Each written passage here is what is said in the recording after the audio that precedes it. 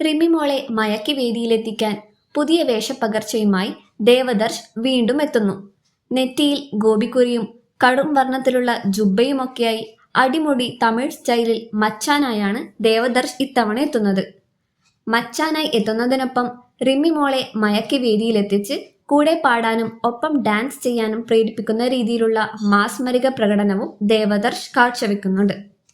രഥോത്സവം എന്ന ചിത്രത്തിലെ തെച്ചിപ്പൂവേ തെങ്കാശിപ്പൂവേ എന്ന എവർഗ്രീൻ ഹിറ്റ് ഗാനമാണ് ദേവദർശ് ആലപിക്കുന്നത്. അസ്സലായിട്ട് പാടി റിമിമോളെ അടുത്തേക്ക് വരുത്തിച്ച് എന്നാണ് MG ആവേശപൂർവ്വം അഭിപ്രായപ്പെടുന്നത്. സൂപ്പർ എന്നാണ് മധു ബാലകൃഷ്ണൻ അഭിപ്രായപ്പെടുന്നത്.